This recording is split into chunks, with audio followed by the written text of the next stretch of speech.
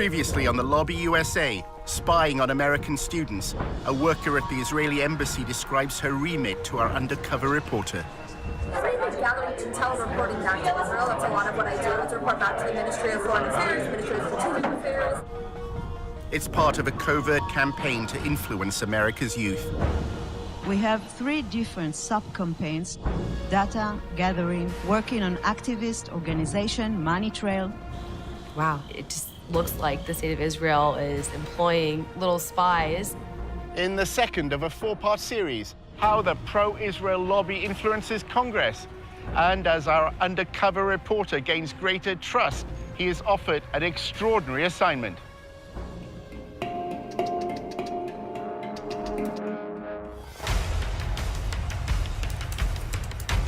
Using an undercover reporter, Al Jazeera's investigative unit infiltrates one of the most powerful lobbies in the world. Getting $38 billion in security aid to Israel matters, which is what AIPAC is doing. We examine how the lobby, led by AIPAC, the American Israel Public Affairs Committee, has secured unwavering support in Congress. Congressmen don't do anything unless you pressure them, and the only way to do that is with money.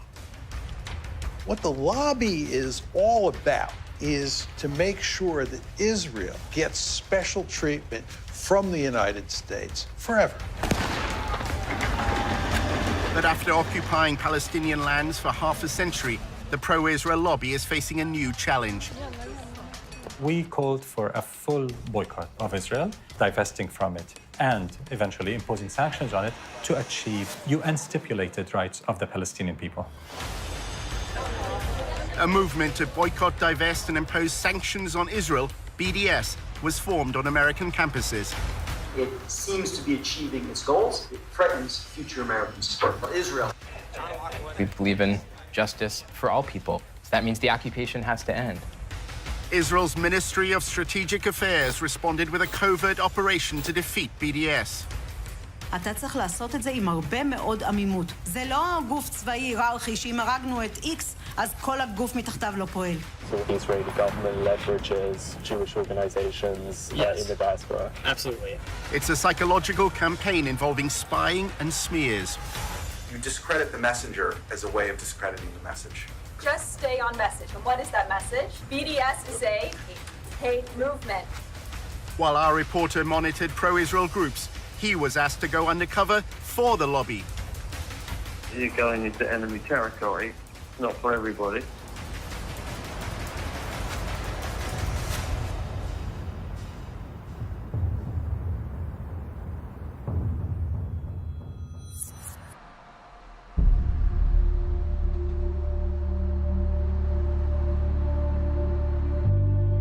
In Washington, Tony often socialized with younger members of the pro-Israel lobby. Here, the discussions are focused on influencing elites. Recent graduates appear to no longer care about debates they had at university. We try and go through student government and pass bills. I mean, you know, looking back on it now, it's all it's total crap. BDS in general, obviously. But also, it's just, I don't know, it doesn't do anything. I mean, fighting back against it has no practical effect. What has a practical effect is getting Congress to give Israel military aid.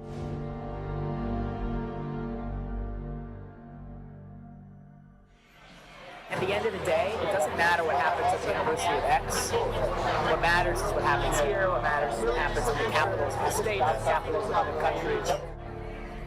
The pro-Israel lobby is keen to co-opt elites beyond America. At a party organized by AIPAC, Tony met an intern at a public relations firm whose clients include the United Arab Emirates. The lobby apparently has allies in the Arab world.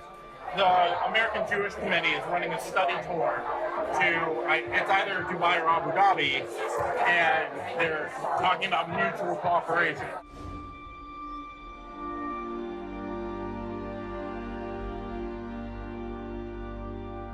What are the ties like between the UAE and Israel? They're getting so much better. Nobody knows. The governments have to coordinate on security. It's all under the table. They're on trade, security, tech, medicine. There's a lot of cooperation. Basically, where I see it's is the GCC has all this under-the-table cooperation with Israel, and it's getting to the point where it's getting to the surface.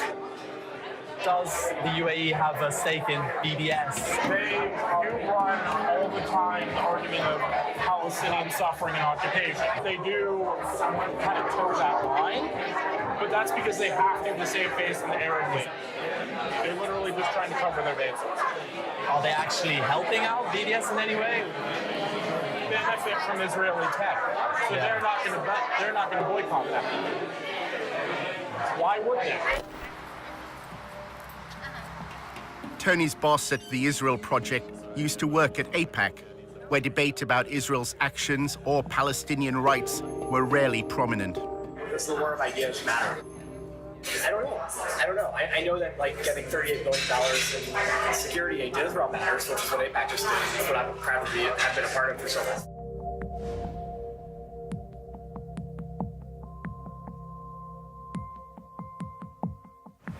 My job was basically to convince students that participating in the war of ideas on campus is actually a distraction. You can hold up signs and have rallies on campus, but the Congress gets $3.1 billion a year for Israel. Everything AIPAC does is focused on influencing Congress. Congress is where you have leverage, so you can't influence the President of the United States directly, but the Congress can.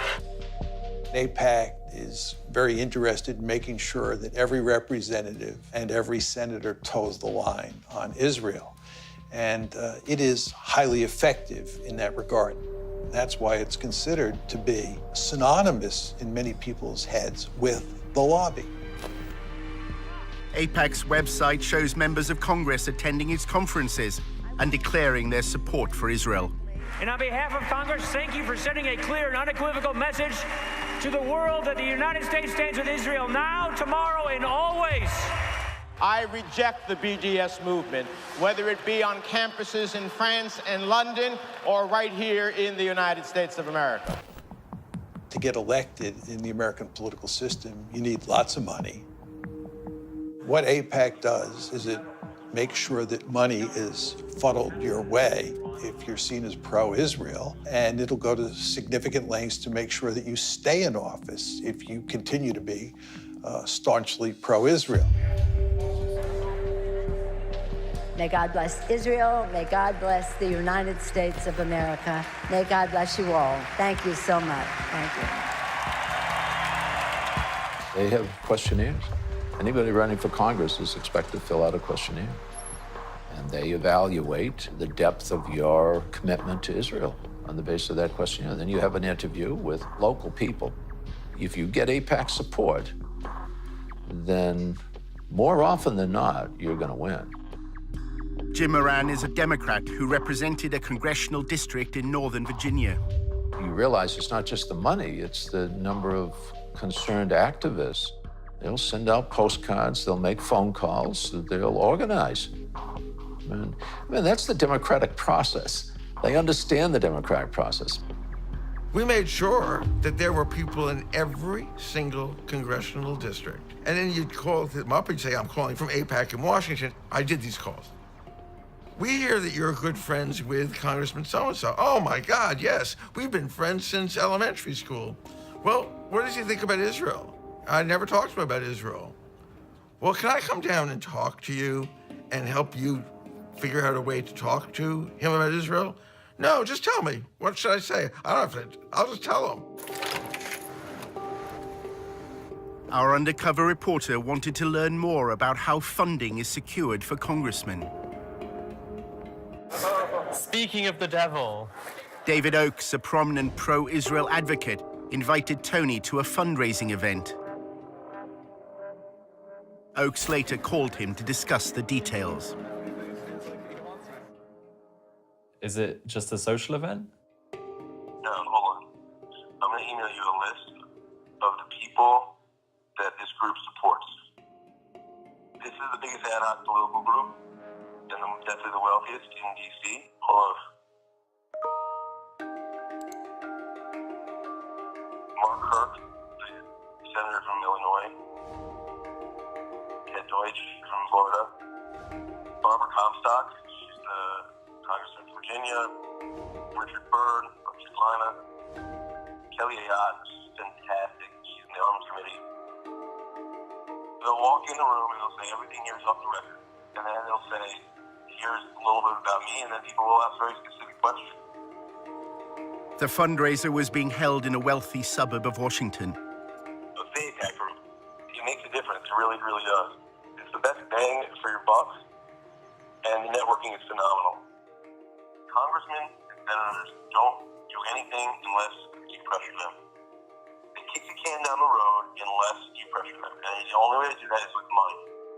Right now, our current contribution limit from any person to a candidate is $2,700. Now, that's a lot of money, you know, and that can certainly buy some gratitude with the lawmaker. But if you really want to add punch to that type of buying of favors, what you do is you get 50 or 100 people together at an event like this, all chipping in $2,700, and then you bundle it all together and hand over the total amount to the lawmaker. At that point, we're talking anywhere up to $250,000. So suddenly you've got a group of people with the same demand they want from the lawmaker handing over $250,000. That buys a lawmaker. The fundraiser was for Anthony Brown, who ran for Congress in November 2016. This is direct spending. Brown's going to use that 30 grand to do ad campaigns. So they strategically pick the ones who are in the close reaches that they want to build relationships with. So we want the Jewish community to go face to face in a small environment, 50, 30, 40 people, and say, this is what's important to us. We wanted to make sure if we give you money that you're going to enforce the Iran deal. That way, when they need something from him or her, like the Iran deal, they can quickly mobilize and say, look, we'll give you 30 grand. They actually impact it. He's actually saying we're buying these office holders.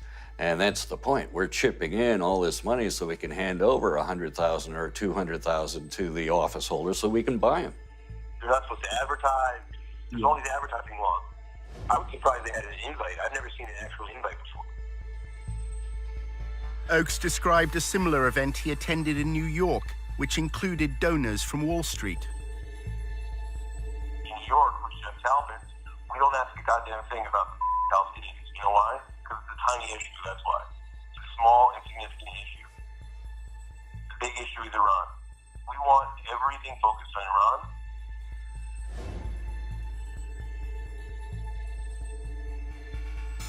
What happens is Jeff meets with the congressman in the back room, tells them exactly what his goals are. And by the way, Jeff Talpin is worth $250 million. Basically, they hand him an envelope with 20 credit cards and say, you can swipe each of these credit cards for $1,000 each. There is a disclosure law that is designed to highlight whether there may be potential money laundering going on in events like this.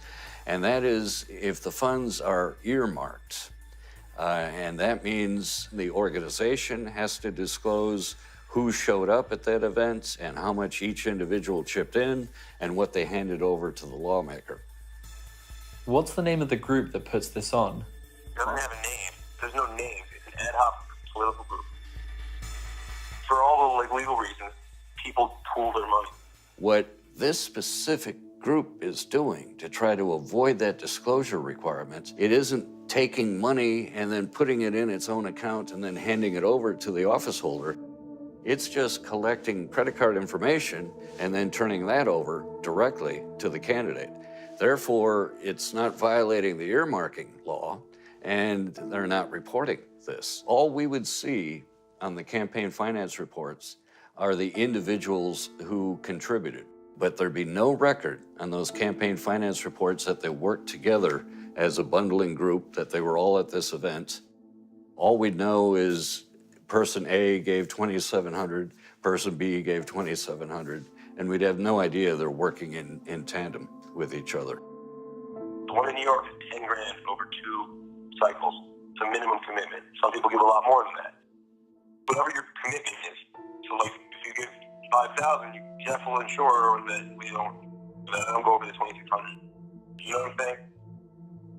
If one is at a meeting where person A wants to give $5,000, another person has only $100 to give, and that person gave $2,500 to the other person at that meeting as a gift, and they both therefore gave a total of $5,000, $5,100, would that be illegal?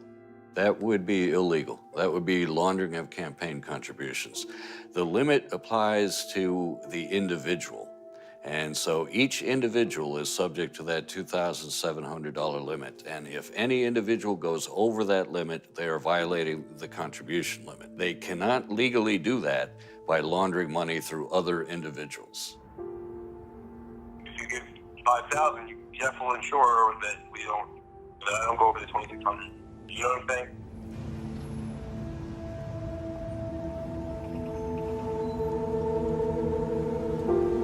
During a cab journey across Washington, Tony's boss at the Israel Project, Eric, spoke about his former job as a fundraiser for Jeb Bush.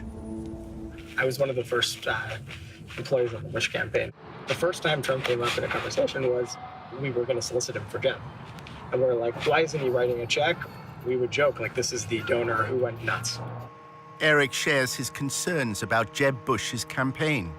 I hope the Justice Department doesn't make an example out of Bush, because we were operating in a real gray zone. And we raised enough money, we figured, let them come at us, we'll defend ourselves.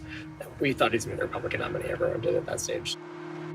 A relatively small number of families supply hundreds of millions of dollars annually to lobby politicians. The 200 families whose giving constitutes 90% of all political giving are not giving because they want a government contract or because it's good for their business. They're doing it because they actually care. In my view, it's obscene how much money there is. One of the most effective uses of the lobby's funds occurs when Congress is on its break. Every year, they fly hundreds of members of Congress to Israel for these extended travel junkets that are really lavish. They're first-rate vacations. They'll rack up $20,000 or more for a vacation for a member of Congress. The member can bring along their spouse, and they have a great time. You are told that Israel continues to be under siege from hundreds of millions of its neighbors who are Muslim and who hate Israel, who hate Jewish people. You're told that Israel survives because of the United States and because of American politicians like you who support us. An attempt was made to change the law so that all expenses-paid trips would be considered a bribe. I drafted legislation to try to reform the whole profession of lobbying to get rid of free travel and gifts from lobbyists.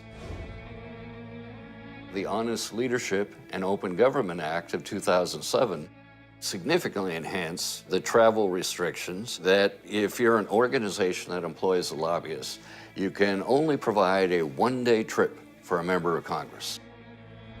Then AIPAC exerted its influence.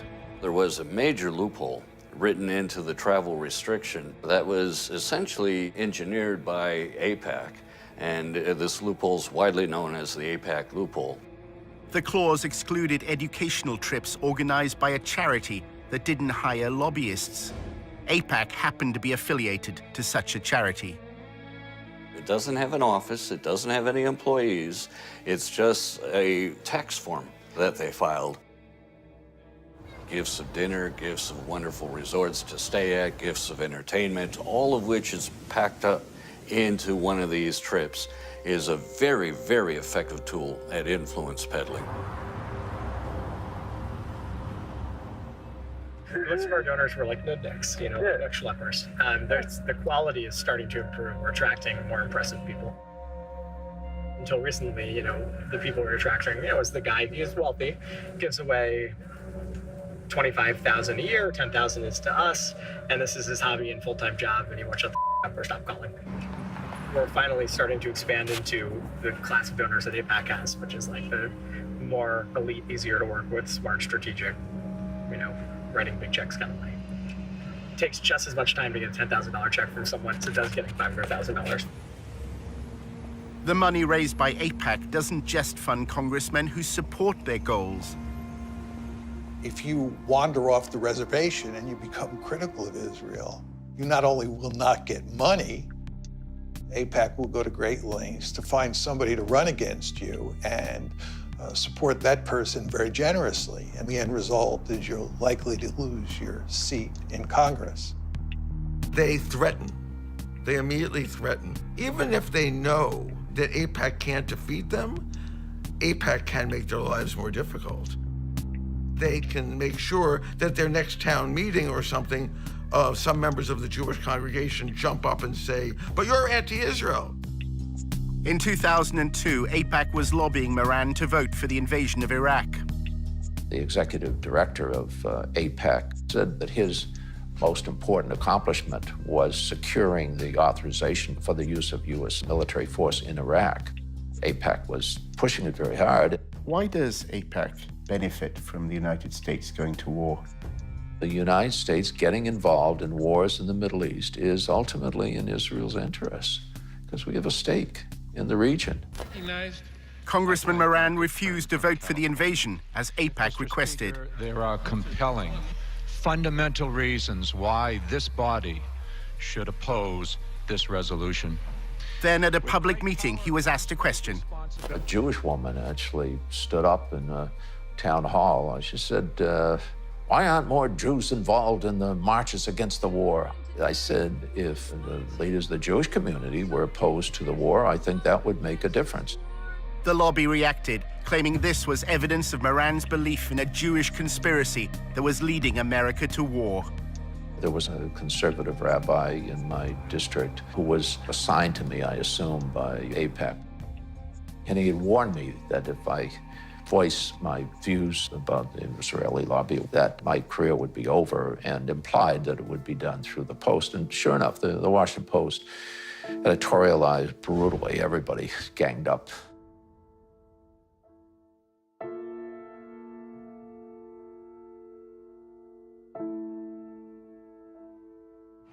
So what are the main outlets that TIP work with? Washington Post is the biggest one. Okay. Isn't that like just down there or something? Yeah, it's actually that building. Moran claims the Washington Post's editorial board has a close relationship with AIPAC.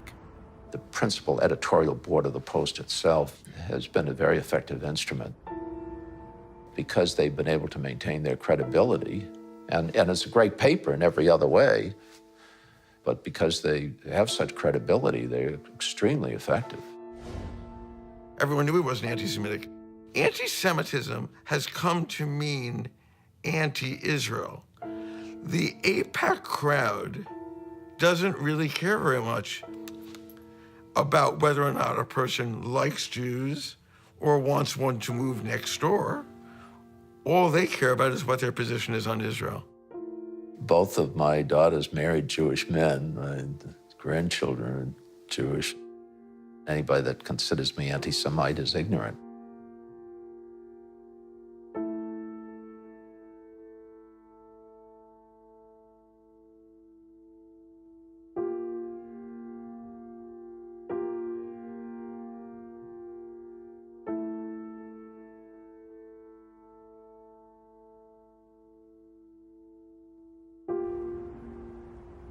In part two, a battle over the definition of anti-Semitism on America's campuses.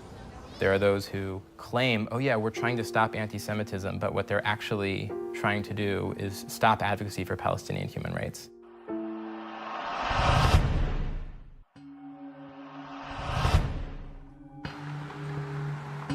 In part one, our undercover reporter discovered that many young people in the pro-Israel lobby have given up debating the BDS movement on campus. We try and go through student government and pass bills. I mean, you know, looking back on it now, it's all it's total crap. Fighting back against it has no practical effect. What has a practical effect is getting Congress to give Israel military aid. Tony was attending a party run by an advocacy group that he'd joined. A journalist then approached him with an extraordinary proposition. He wanted Tony to work undercover for the lobby at a meeting of BDS activists. For the Algeminer, so we're trying to recruit someone to go undercover just to go there and just see what's going on. And I think the person would get paid for it too.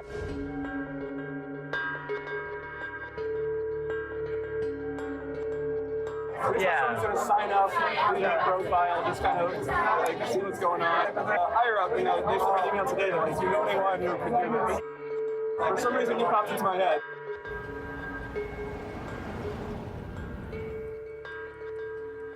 A few days later, a journalist from the Allgemeine contacted Tony.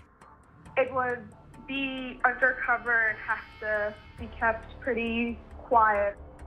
We would like to have some recording device on your person. Any level of potential danger or, difficulty, violence or verbal assault, none of that concerns you or puts you off? No, because I think I'm pretty good at just being kind of zen in the face of verbal assaults. The Allgemeine claims to be the fastest growing Jewish newspaper in America. It pays particular attention to events on college campuses. We're working on a project now about ranking U.S. universities and colleges in terms of their anti-Semitic and anti-Israel activity. We have a campus bureau that monitors this sort of behavior and these incidents and these campaigns all day long, all week long. The Allgemeine often reports that anti-Semitism exists amongst pro-Palestinian student groups. The language that comes from those arenas move into that sphere of the new anti-Semitism, which is anti-Israelism. And that's a big focus at the Campus Bureau, looking at the blurring of those lines and where those boundaries have eroded. As journalists, right, exposure is the goal, exposing truth. In August 2016, a story in the Allgemeine caused waves in Washington's pro-Israel circles. The thing that I'm working on, you might have seen the news recently about a cesspool of anti-Semitism at the University of Tennessee.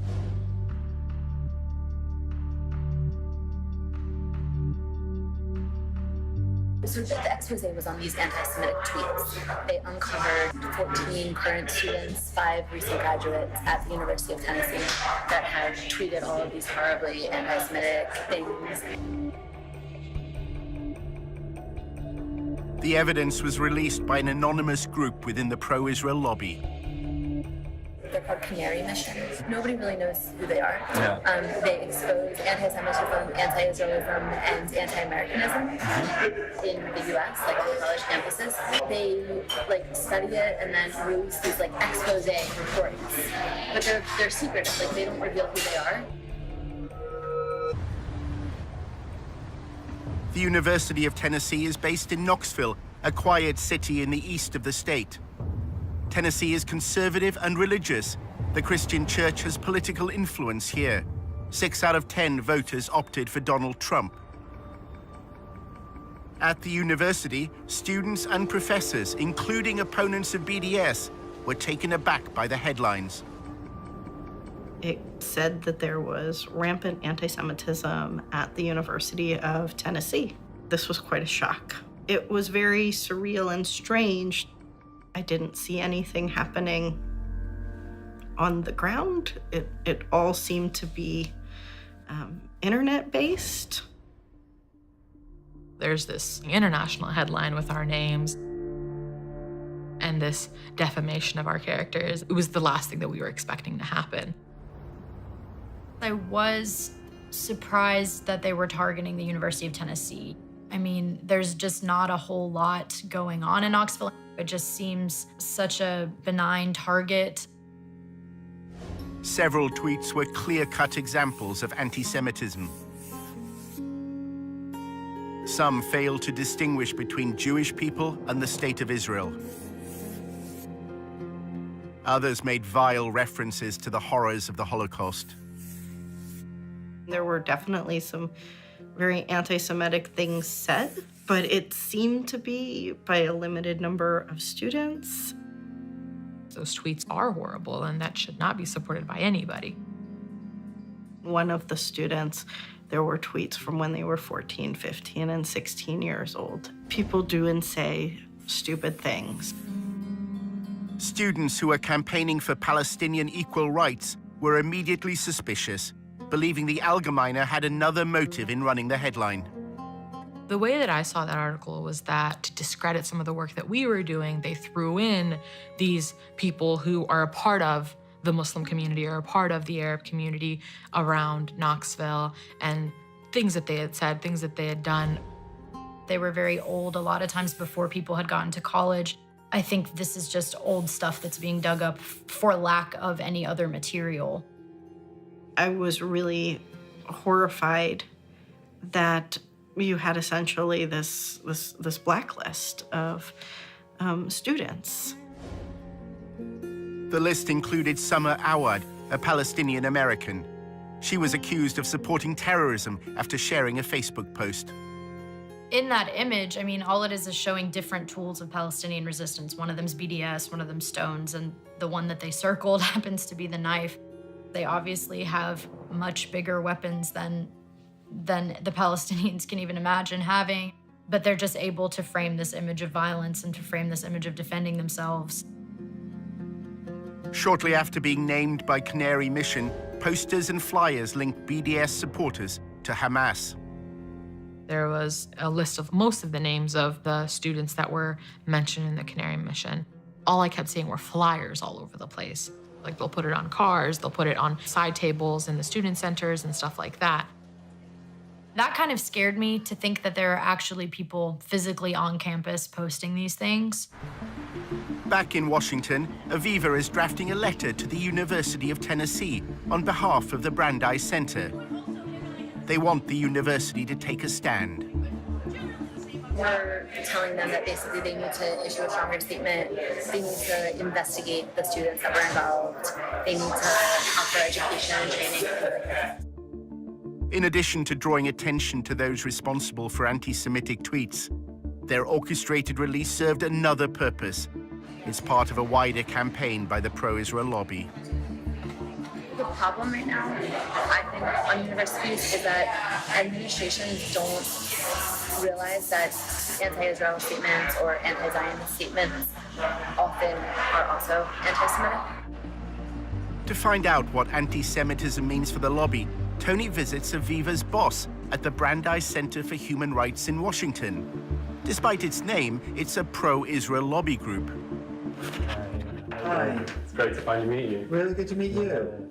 Kenneth Marcus is involved in the lobby's attempt to redefine anti-Semitism in a way that could include criticism of the state of Israel.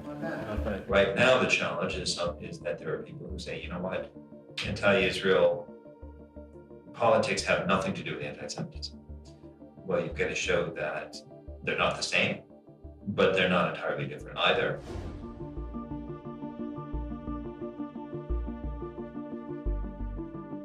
The goal is to have the federal government to establish a definition of anti-Semitism that is parallel to the State Department definition.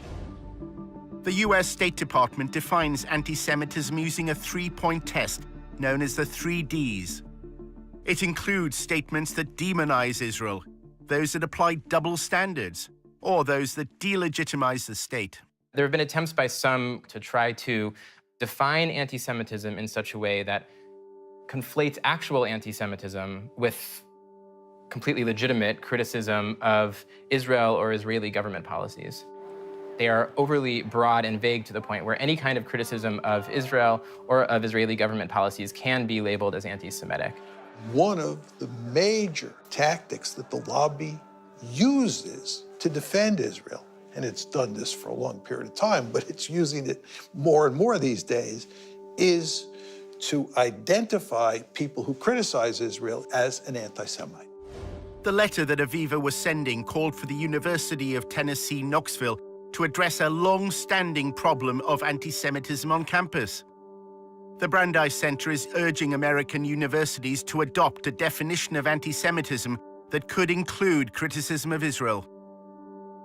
We are trying to get universities to adopt a uniform definition, whether it's the State Department's definition or a similar version of it, because then we think that the administrators would be able to understand anti-Semitism better and discipline students for hateful and discriminatory actions.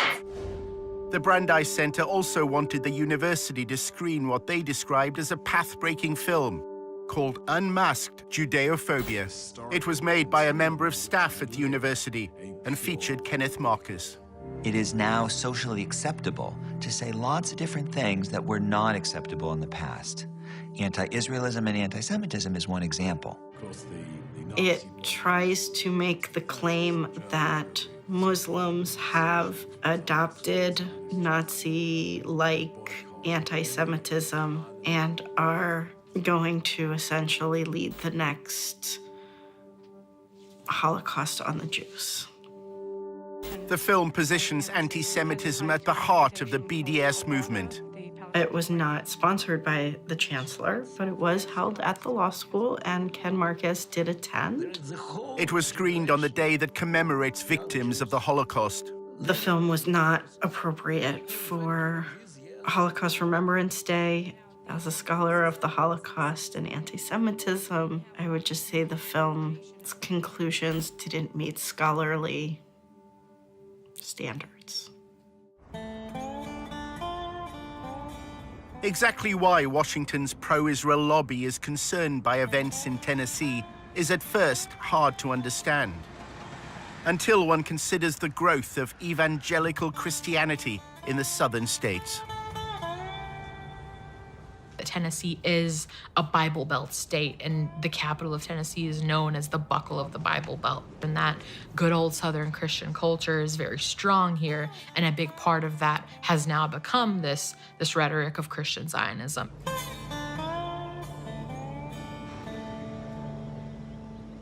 Satan hates Israel and the Jews because Israel's restoration initiated the last days of Bible prophecy. Christian Zionists believe that for the end of times to come, for Christ to return, it's necessary for Israel to control all of what was historically considered to be Israeli territory. Based on prophecy, Jesus Christ could never have returned for the church to resurrect the dead in Christ until Jerusalem was first in the hands of Israel and the capital of Israel. Christian Zionists and Christian organizations that lobby on behalf of the Israeli government, a lot of them have a theology which I think is in many ways anti-Semitic. The Jews have to leave the West. It says in your Bible, God will bring them back to Israel from the West. It instrumentalizes Jews in such a way that their goal is that all Jews around the world will leave where they live and move to Israel, because in their theology, that is what will lead to the coming of the Messiah again, and then all the Jews will convert or will all be killed. Leaders of the Christian Zionist lobby threw their weight behind the Trump election campaign. I have been asked 101 times plus, why do you think Donald Trump won? And I have an immediate answer. Because he was the only one that was blessing Israel. The evangelicals flooded the voting booths this time like at no time in our history.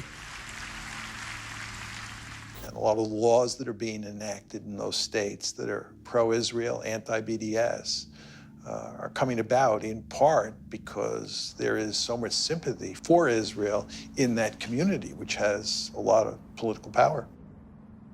Senate Joint Resolution 170, by a resolution to condemn boycott, disinvestment, sanctions movement, and increasing incidents of anti-Semitism. In 2015, Tennessee became the first state legislature to condemn BDS. It's the result of the lobby's attempt to use legal means to quell BDS on campus. In recent light of anti-Semitic things that have happened here in Tennessee on our college campuses, we are just expressing our support as an ally for the state of Israel. And with that, I renew my motion. Made it seem as though there's this huge Palestinian liberation movement happening in this state. That's the way that it was presented at the legislature, was that we need to stop this before it takes over our state. There's an intensive effort by Israel and pro-Israel groups to get governments, universities, legislative bodies to adopt a definition of anti-Semitism that includes criticism of Israel and its state ideology, Zionism. We're the space where a lot of these things are initially brought and tested. The rough drafts, like the beta version, comes here, and then you'll see that same bill go into another legislator the following year. According to their definition, if I say to you that I believe that instead of separate Israeli and Palestinian states, there should be a single state where Jews, Christians, Muslims, atheists, everyone has full equal rights, the way they do under the Constitution of the United States, that would make me an anti-Semite because I'm denying Israel's right to be a Jewish state. How to define anti-Semitism? I would say hatred, discrimination, violence, animus towards Jews for being Jewish, I would say is the broadest definition of anti-Semitism. They have created this perverse definition of anti-Semitism where calling for everyone in Palestine, Israel to have equal rights is somehow an attack on Jews. And they're trying to get this pushed into official definitions. And this has been a key goal of people like Kenneth Marcus and the Brandeis Center, so that they can then go after people who are advocating for equality and bring them up on charges that they're actually anti-Semitic bigots. You have to show that they're racist hate groups and that they are using intimidation to get funded and to consistently portray them that way. 6 months after the Allgemeine ran its report, an anti-Semitism awareness bill was brought before Tennessee's State Assembly. The bill incorporates the 3Ds definition, which can include criticism of Israel. Kenneth Marcus gave evidence. When I had read a newspaper article in a major national Jewish newspaper indicating some issues, we independently verified several different issues going on with blogging, I think it was Facebook entries, Nazi-type references to Jews, and the need to kill Jews. They may have dealt with that, but it seems to me it's an indication that the problem is here. In order to create enough sort of political momentum and hysteria to get these bills through, you need to show that anti-Semitism is rife on campuses. You see groups like the Brandeis Center jumping on headlines which are very dramatic and very scary. Incidents like the one that they claimed happened at the University of Tennessee are certainly helpful in a political sense if you're trying to push legislation like that through. The right to exist. Aviva Vogelstein also traveled to Tennessee. If a student on a campus says, from the river to the sea, Palestine will be free, meaning that from the Jordan River to the Mediterranean Sea, there will be no state of Israel, that would be considered anti-Semitic. Another example would be when students on campus chant things like, Intifada, Intifada, we support the Intifada. That's calling for, an Intifada is calling for violence against innocent Israeli civilians. And that is an incitement to violence. And it's calling for demonization and delegitimization of Israel. 7 months earlier, when Aviva was writing the letter to the University of Tennessee, she was talking to a leader of the Jewish community in Knoxville. It seems that she told Aviva that the University of Tennessee doesn't have a long-standing problem of anti-Semitism.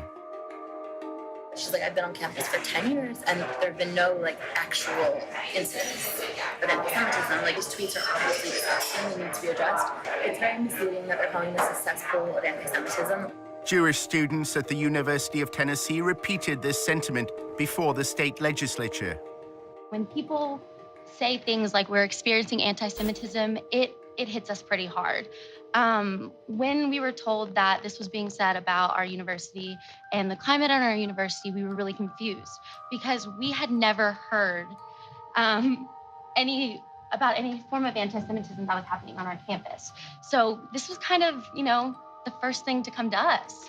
So if we're the students who are supposed to have been affected by this so-called climate, you would think we would kind of know about it before. There's no evidence that there's sort of an atmosphere of intimidation against Jewish students. Once you look behind the headlines at Tennessee, that's what everybody said. I think it's important to highlight that any allegations that this bill is based off of, those allegations are purely external allegations, meaning they're coming from all over the country except for Tennessee. Everybody agreed on that. The only people who didn't agree were the people coming from outside the university, Kenneth Marcus and others, who have the agenda to present the University of Tennessee and other campuses as dangerous places for Jewish students. One of the consequences of the allegations of anti-Semitism has been to temper activism for Palestinian equal rights. You can look at this campus in the last 8 months and see that there has been little to no activism on that forefront. I would say last year this time, we had a new sort of like adrenaline underneath us, and then this kind of completely killed our fire. And it was hard to gain that momentum once again. Remember that there's 2 steps in the lobby's game plan. The first is to put out a story that's very favorable to Israel. But the second step is to do everything possible to minimize the amount of debate there is about Israel and silence the other side as much as possible. After Aviva spoke to Jewish students in Tennessee, she also learned that their greatest concern is unrelated to pro-Palestinian activism. BDS is not a real movement on the campus. Students for Justice in Palestine, which has like a large following nationwide, has like very few active student members. We mostly only have problems with Christians trying to proselytize the Jewish students, because in the South it is happening. Everyone is so like, it's like evangelical. I find it incredibly troubling that at a time when we see a rise in real broad daylight anti-Semitism in the United States, there are those who claim, oh yeah, we're trying to stop anti-Semitism, but what they're actually trying to do is stop advocacy for Palestinian human rights. A short time later, the Allgemeine contacted Tony once more to discuss his proposed mission to work undercover at a BDS event. The editor explained what they wanted. One of the projects that we've been looking to do for quite a while is to try and infiltrate some of these groups, get undercover and discover what they're about from the inside. You explain the war, it's a hostile environment, and there's some risk involved. The goal would really be to uncover any evidence of not just bias, but real bigotry. The correlation between the BDS movement and hatred of Jews. Tony is given a list of persons of interest. They're all on the Canary Mission website. Go to canarymission.org. Have you heard of Canary Mission? A little bit. Could you tell me about it? People who hate it, the people who are being targeted by it, call it a blacklist. You have names here that show up on this database. Students and professors, faculty, speakers, organizations that have ties to terrorism, outright ties to terrorism, or terrorists who have called for the destruction of the Jewish state. Despite running Canary Mission's Tennessee expose, the Allgemeine staff say Canary's identity is still a mystery. It's an anonymous site. Nobody has any idea who's actually running this thing, and people have tried and looked into it.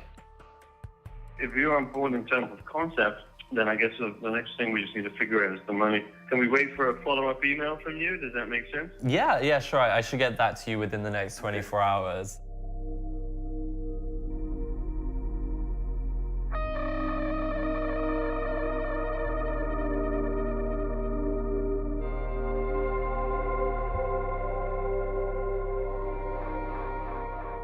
Coming up in episode 3 of The Lobby, how anonymous websites smear pro-Palestinian activists on campus.